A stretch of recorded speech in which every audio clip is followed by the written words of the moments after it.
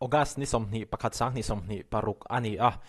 Village Council pathum le Local Council pakwa by election board sa yani heta hianin ZPM te chuanin hunriat lai maya ne na an changa hemi chungchang he kanun riek anga chumi ma chuanin hi ka riek phat du ani in Chief Minister Mizoram thanga hianin Guwahati University ya BA degree certificate umchang khat zakwa somruk paruka pass chu akha DM College Imphal atanga pass akha hei degree certificate hi azuk lave chau maya hei omzia akashet hiam dan hi adikani chuan DM College Imphal hi Guwahati University no hianin affiliate anga chu heti pass no hianin underground MNF movement lampa hanin kal tadai maya khami kha certificate hi tun thleng hianin alola dong lo ni na langani tuna hianin Guwahati University atangin BA degree certificate hi azuk dong ta alompu yang rengkhop maya khulam Guwahati University lampang te po hian hei banner ten lo siama an lo choimoi thiam ang rengkhop maya special lecture kam interactive program te po Guwahati University hianin an lo nei pui ni omani engpo chu ni se in tranemo tran lawemo hetianga degree adong hi shiat rengtlak ve shrim khatia keima chon chuwang chuanin ka channel a hianin kan ron rieka kan ron pholang ve shrim du ani mi mal tak phei chon hei mi te po an tel thanem ang reng khop maya an lo ngai hlu hle ti na ni khu lampang Guwahati University lampang mi te po huan mo chuwang chuanin hei chu MNF in thanemo than lo emo khulam ngaya khu chuanin Mizopa Chief Minister ni phangat ti kha an lo hriat thiam ve dan tur kha ani maya khulam pang vai khu chuan chuwang chuanin hetiang hianin hei an lo ngai sang thiamin an lo choimoi thiama Mizo ti ming that na kha ani maya kaya ngai dana kha chuan chuwang chuanin choitong hanin in thanemo tan lowemo ke chuanin aro puina lai hi ka hmu thiam pui chuwang chuanin hetiang hianin karon riek ani khulam pang vai phei chuanin MNF ZPM Congress ti vel khan ngai to don lo Chief Minister ni pha phei chon ngai sang don lo tuk chuwang chuanin kan ron riek ve du hrim ani ti kha nan tinge le adole kan kalang Village Council pathum le Local Council pakwa by election and board saya heta hianin hei ZPM hianin mun riat lai amei hne dan changa mun som pahnia ting hianin by election thlakania chu ka soitum taka chu by election result hi chu engpo ni ta se hetianga ZPM hiu khoiron lu ni khia ZPM te na hne na an changa hi mak ti vena lai ka ne ya achan chu tu na ya hianin issue tam em mai ni engeng tenge kan ti chuanin am sabera chuanin ko law college kha Law College kan Chief Minister thu soi kha khanin boru kharon siam na sakhop maya Congress thalai te khanin kan Chief Minister kha pon fen an lo fen tera so MNF thalai te po khanin kan Chief Minister kha pon dum ne na lo hmo te khan tuma chuanin MNF lampang khan ngai dam deal tur te khan an ti khatiang khanin boru kha om na samay ni khami ba ka khanin mission khatte chuanin MPSC issue te po kha an lo politicize khang te po kha nia an politicize don iso din ken ki ni thu chu ni chawla maro chu khang issue boruak ron al hluai kara khan hetiang hianin in thanna an lo neya khatianga boruak ron al hluai kara po hian hun som pahni laia in thanna nei hianin hun reta hianin ZPM hianin hne na an la chang theilet alai te hi makkatiani hethilina a entir ni alang chu mipui te hianin ZPM ai hianin rin na hi an langhat viau ani thei mai omea an la du viau ani thei don ani hiti kha ril ro mani hemi by election bungkon local council a phe hi chon han entai la avot tlak dana hi mo ZPM hianin candidate hianin vote zaret somli pani amho heta alandana hian chuanin Congress le MNF combined vote share po hianin ZPM vote share an phalawani helai te hi ZPM hian van dominate ne rem vemole ti kha karil ruwa lo oma ti chuanin hemi a phe hi chuanin MNF ai hianin Congress an ron che thatlat mai ani ami sing tepo nazir hle aniang ti tepo khani theya chuanin apani na chuanin MNF ai chuanin hemi veng hi chuanin Congress tepo hi an lo du zok tepo ani theye ti tepo kha ril ru khani na ombok ani hei Congress le MNF te combined vote share hi as a vai in vote zasari somruk pakwa a percentage chuanin 47.54% ania ZPM vote share hi 52.11% ani ti chuanin heta tling ZPM candidate pumal som hriat zuala hi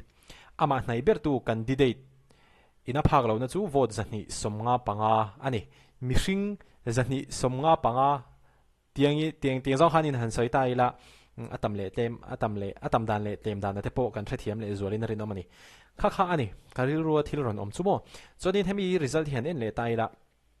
Seresia ZPM durla ZPM chuan zotla hianin hei chu mechetana reserved ani nge ni lo ka thiam le heta hianin RE esaron te chuan heta Republic apo RES ti omta a meche ve ven tinga hi hemi big hi enge meche candidate ta na reserved ani turanga ka ngai ringota kalau hre sual ni chuanin comment section a hanin miron ti dik sak ta mai ula amaro chu khating han ka ngai vele top maya ke ma hi mo ti chuan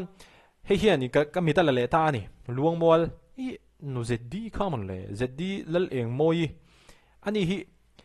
MNF ti hen topar i meche candidate ta na reserve po ni lem lawa hianin a elpuite mi pa te po an ni mai theya heta hianin MNF candidate zd lal eng mo hi ron tling le nal mo hei taka hi chu a girl power vere ukatia hemi luang mola tak hi chuan khami ha kan ron riek le du boka chuan dorpui veng thara ZPM an tinga chuan bungkona kan riek zo tak che han ZPM chuan Republica hei independent ani hi hei chu independent Congress po ni lo MNF po ni lo ZPM po ni lo independent Bethlehem thangi tingat mai ni independent turu rem ve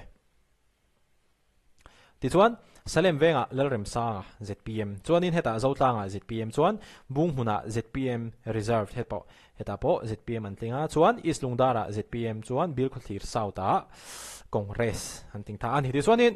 by election hi seat som pani anga hian ZPM in seat red an la MNF in seat ni Congress in seat khat independent in seat khat kha hi a result chu ani tamaya midang te panan lo react to mai theya ka hrebik lawa maro chu soitong khanin khatiang issue om nuai kara po khan Mizoram Mipui te zo khian hei enge petrol a chia lak chungchanga te tunlai phei chu I ruwa asura khoi ron lu heron thok nai sot riu maya ruwa asur na sa ruwa tu ta tam em ma chu chuanin konga ti chena sa em mani hi social media vela mu tura tam em mai boka o social media vela mu tura tam em mai boka I heng te hianin ZPM hi avo chede umayang ati na rilu te po kha alo om lo thei lawa maro chu khang zong kara po khanin ZPM hianin si driat lai mai hi an la ron la theya hi chu amak kative de ulek ho an ma ni vo chetura ka rin kha alo ni mi alo an ma ni hi mi puite hianin an la du khop mai ti hi he by election atang hianin a hriata hei kum sang hi somni paruk kum top lampang kan hnai chho zela chuanin election om le ma kum ni vel chi hi om to anga ngai ania hemi chung hianin ZPM lama hianin Mualpho na lian tak a omte ani lem lo chuan engmon issue pakhat an Mualpho pui viau te ania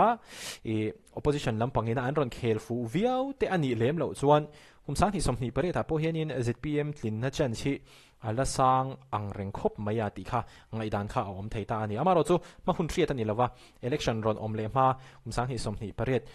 assembly election om le ma po hianin